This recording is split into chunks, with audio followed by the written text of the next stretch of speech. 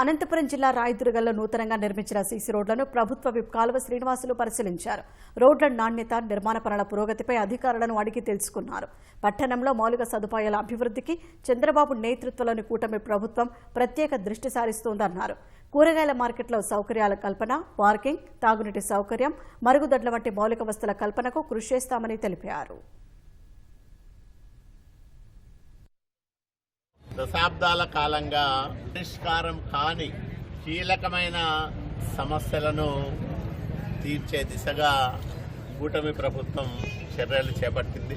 జనసమ్మర్దం అధికంగా ఉండే కాయగూరల మార్కెట్ చుట్టూ రోడ్డు వేసాం. 32 లక్షల రూపాయలు ఖర్చు పెట్టి మెయిన్ రోడ్డు నుంచి టౌన్ను కలిపే రోడ్డు.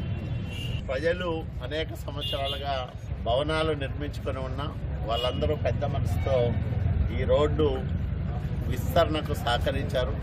వాళ్ళందరికీ ప్రభుత్వం తరఫున కృతజ్ఞతలు తెలియజేస్తూ ఉన్నాం. దాదాపు 6 అడుగులు పైగా ఉన్న ఆక్రమణను తొలగించి ఈ రహదారిని నిర్మించాం. పార్కింగ్ సౌకర్యం కల్పించడం, అట్లాగే విస్తరించిన ఈ రహదారి మరింత ఎక్కువగా ప్రజలు ఉపయోగించుకునే విధంగా తగిన జాగ్రత్తలు తీసుకోవడం చేస్తారు.